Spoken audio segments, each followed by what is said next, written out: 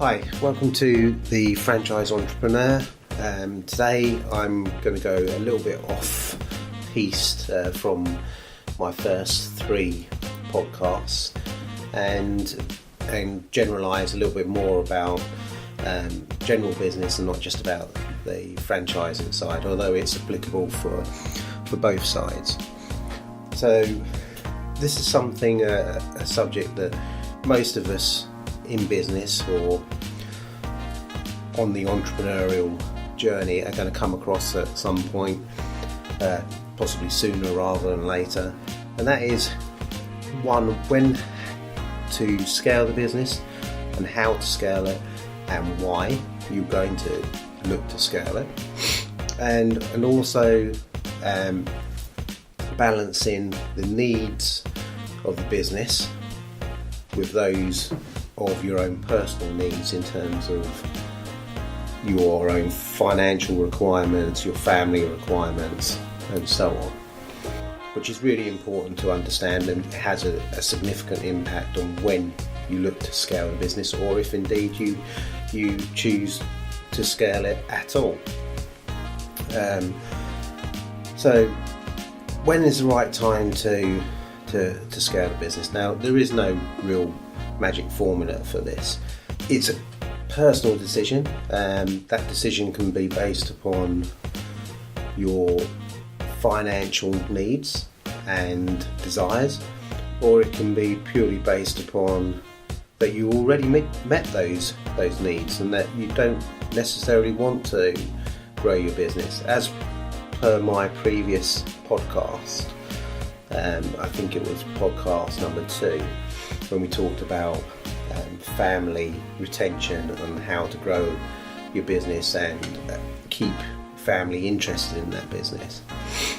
If your only requirement is it's something personal to you and you only need it to achieve a certain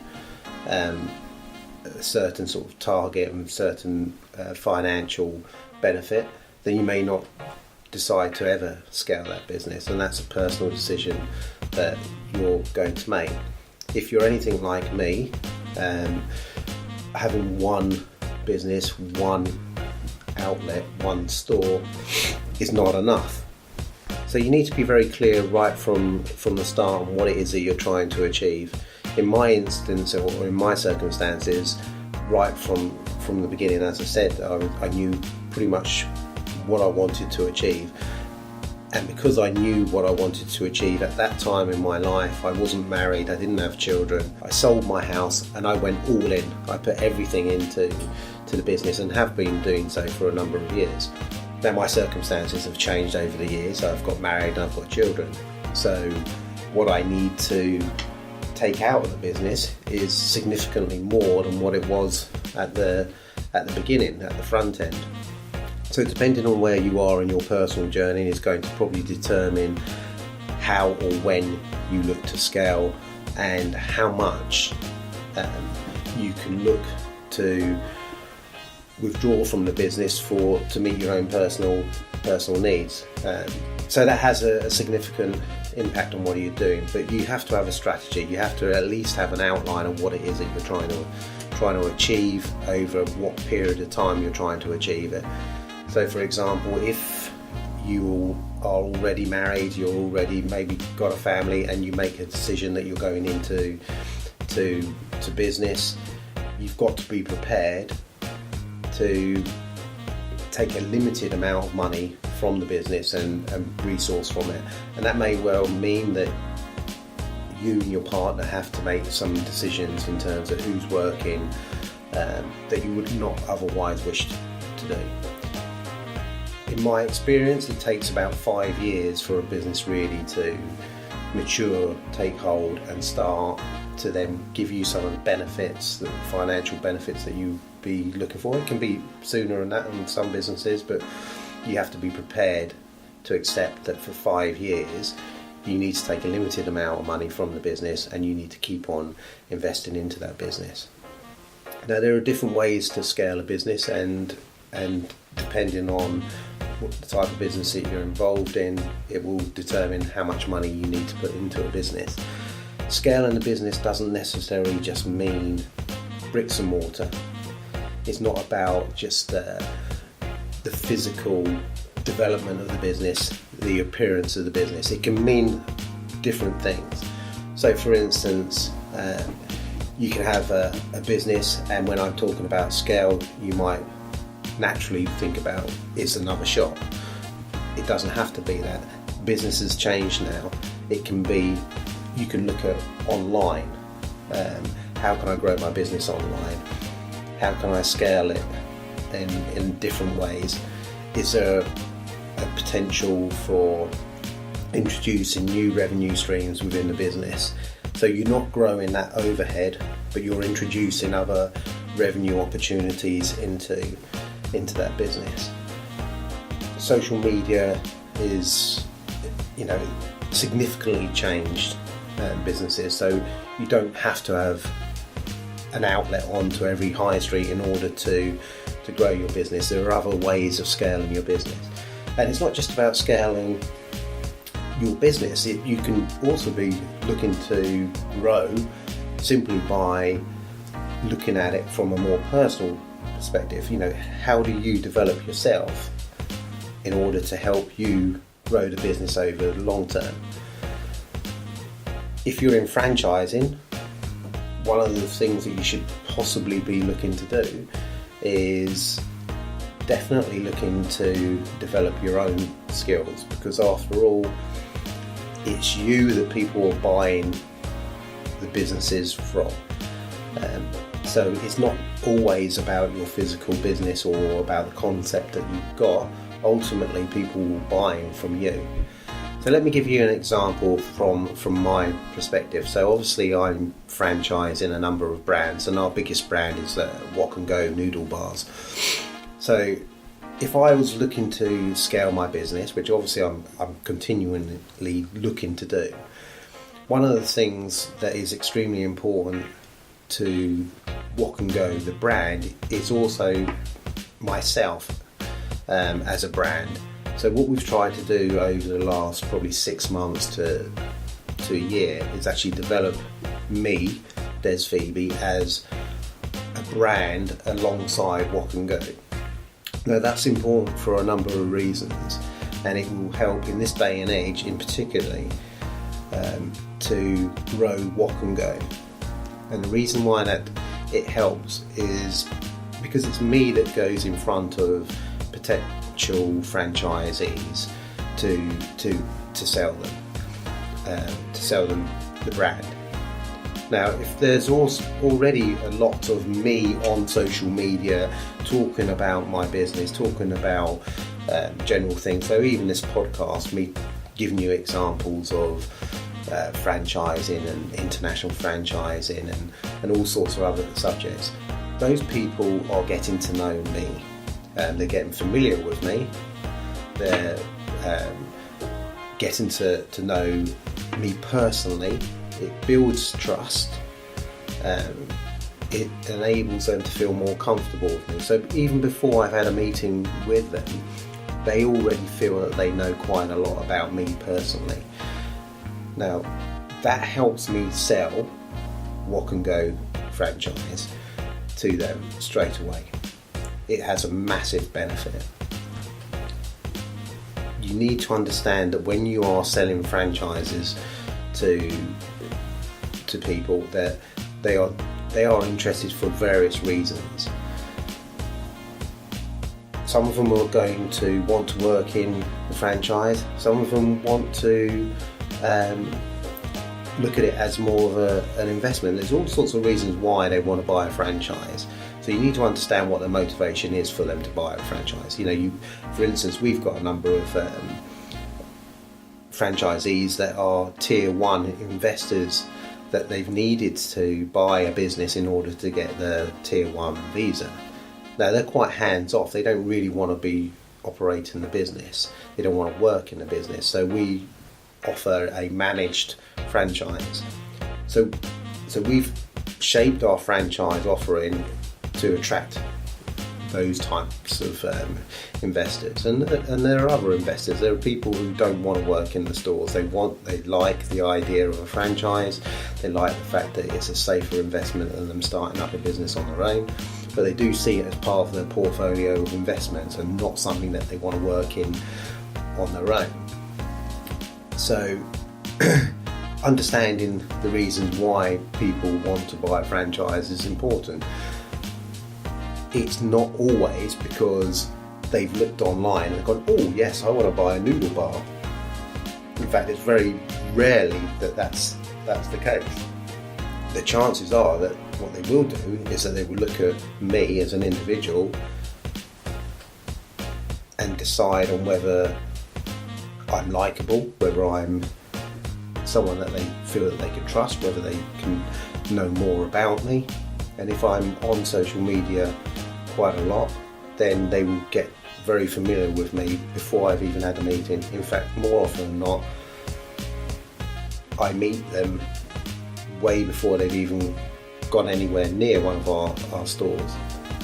People buy from people, and the more comfortable they are with you, the more likely they are going to buy one of your franchises.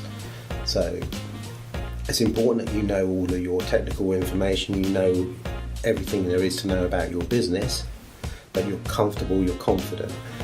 So I would suggest that when you look at scaling your business, you look at it from a number of different angles, and one of the things that you should definitely be looking to invest in is in yourself. If you have the ability to speak more confidently and are more comfortable in meetings and one-to-ones, and you're not, you don't feel uncomfortable in those situations, then I suggest you invest in things like some courses for public speaking, things like that are going to give you more confidence for you to hold those meetings. Investing in you as a personal brand sits alongside your business brand. They sit very well alongside each other, they help each other, and it's something that you can take with you always as a personal brand. So having your own podcast, for instance, that's an investment, and it's also an asset, and it's something that you can take with you regardless of what business you get involved in. So again, let's talk about an example for my franchising, for example. Before I look to go out and actually physically get new franchises in, I'm going to be looking to develop my social media. I'm looking to develop all of the channels. It's not just about your website. Those days are long gone when people just look at your website. They're looking at your social media and digital footprint. So they're going to be checking you on Facebook, they're going to be checking your company's brand, but they're also going to be checking on you personally if they're sensible and do any kind of due diligence. So you need to invest in that. You need to be regularly putting content out there, making your business look as professional and as big and attractive as possible. Years ago you didn't need to do that, but if you really want to grow your business now, you need to be in all of these kind of social media channels, and that will help you grow your franchise inquiries without even going on to the portals for franchising and things like that. And I include this area within the scaling up of your business because this is what you should be investing in, and it's relatively cheap for you to do so. So we're not talking about bricks and mortar, we're talking about these kind of investments in order to scale your business. So you can do that even though you've got one outlet. You can still be scaling your business in and improving your social media footprint. But also you can be looking at other opportunities as well. So what other revenue opportunities are there within your existing business footprint? So are there other services that you can offer? Are there other products that you can offer? So for instance, in one of my restaurants, we are now operating about 4 different dark kitchens or virtual kitchens within that business. So even though it's a walk and go on the outside, online we also have about 4 or 5 different brands that we are selling via our delivery service. So we've created 4 or 5 additional revenue streams, but still have the one physical outlet. So we are scaling the business. So if we've got multiple stores and we're doing it across multiple outlets, but if you only had one, there's no reason why you can't do this, and it's cheap. It's cheaper for you to do it this way.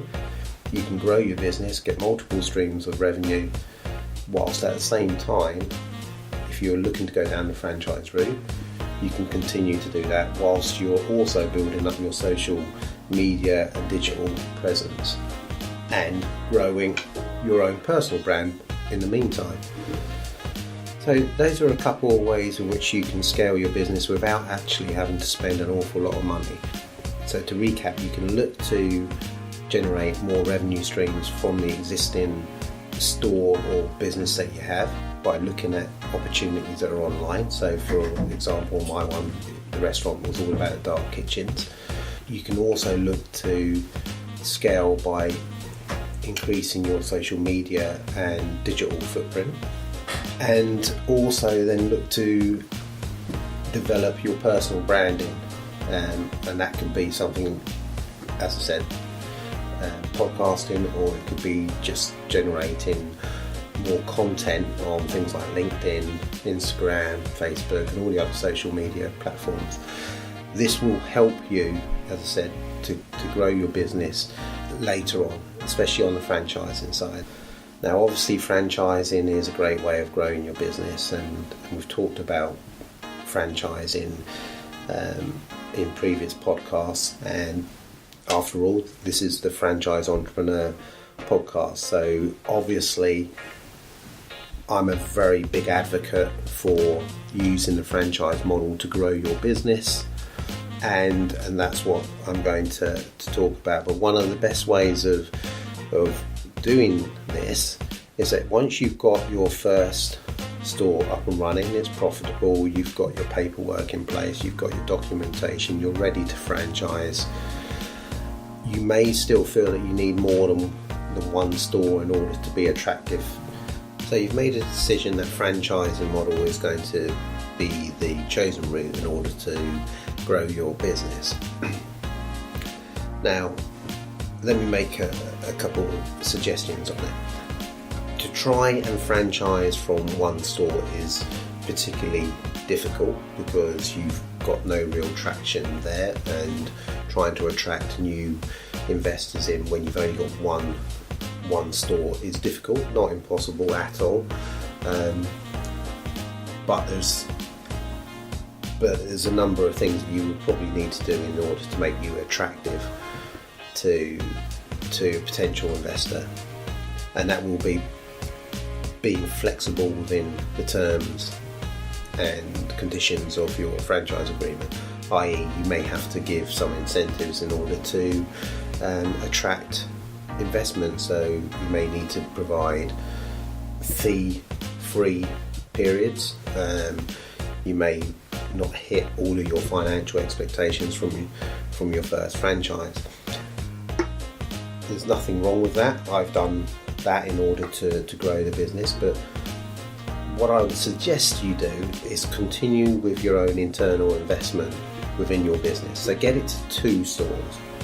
From 2 stores, you've got more flexibility, and what that enables you to do is that when you get the interest from a franchisee, and be realistic in your expectations of franchises, you need to grow relatively slowly. You're not going to be doing 10 stores a year. You need to attract your first franchisee in. If you've got 2 stores, sell them one of your stores. Now that has 2 benefits for you. First and foremost, you get an injection of cash back into your business, which is great because it enables you to reinvest within your business. Now that can be, investment may look like additional management, additional administrative functions, EPOS tills, all sorts of different things that you may have to reinvest in. Or alternatively, you may decide that an element of that goes back into the business and some of it comes out to yourself. But it gives you the options. Invariably, you'll be selling that store for a lot more than it cost you to set it up in the first place. Alternatively, and I think this is my advice and it's what I've done in the past, I've taken all of that money and I've put it into a new store. So I'm continuing to scale the business, it's growing. So I've got now 3 stores, and when I get the interest from another franchise, I can then look to sell them immediately the store that I've set up, or even potentially the first store that I set up that has more of a trade-in history. Now what this enables you to do is become self-funding, so you don't need outside money coming in. It's a slower process, but I actually think it's a better process for you because you're going at a pace that is sustainable in the early years without you having to put a lot of extra money into it, and it also gives you the ability to take some money out for yourself as well. The attraction for a franchisee is that they are taking a business that is already set up, already has some trading history, so they know what they're getting, and it's a much quicker process. Now in my business, or my main brand on the Walk and Go noodle bars, is particularly attractive for the simple reason that getting planning applications for extraction, for change of use, for all of these sort of things, I can attract a franchisee and I can get them to sign the initial documents and the initial commitments and deposit, etc. But potentially it could take me 6+ months in order to find them a location, get the planning applications through, and to get them into that store before it even starts trading. There's a lot of competition out there. There's a very good chance that I may lose that franchise's interest over that period of time. But if I've already got a portfolio of stores that are ready to be able to be sold to them, it's a much quicker process and I'm much less likely to lose them. It's also a slightly safer opportunity for the franchisee as well, because like I said, he can see that there's a trading performance and history already there. So it's a much quicker one, it works for everyone. And like I said, you become self-funding, you continue to grow and scale your business without having to borrow money. So if I had a recommendation in terms of how to franchise, that would probably be my ideal solution. It keeps your debt down, it enables you to release funds for you personally and also reinvest into the business and maintain growth. And also you remember you're selling that business, but you're also then replacing that income stream with another income stream, which is obviously the franchise fees. And invariably you're going to be selling that store for considerably more than what you paid in order to fit out. So let me give you an example. So for one of my restaurants, it typically costs us maybe £80,000-90,000 cost to us to fit it out, but we will probably sell that for probably £130,000 to £150,000. So we're making money from that, and that's before the license fees. So when I've talked to you earlier on in the podcast about the balancing act between the needs of the business and your own personal needs and your family needs and financial needs, this becomes a great opportunity for you to realise both. You can grow the business, you can also extract some money out for your own personal needs if you want to, or if you need to. If you don't, then put it all back into the business and grow your business even quicker. So that answers that question, and I think it works very, very well. It's worked very well for me in the past. It's enabled me to grow my business organically without having to borrow significant amounts of money or without introducing partners into the business. And once you get to a certain size, So for example, we've got about 20 stores now. We're now in a situation where we've got numerous amounts of number of stores where we can introduce franchises very, very quickly into the business and reinvest that money very, very quickly. So we've got a scale in the business that enables us to grow relatively quickly. So once you get to a certain scale, more options become available to you in terms of how you grow your business. So another example that I can give on one of our brands, the Walk and Go one, is that we've just signed a master franchise for the whole of London for 37 stores.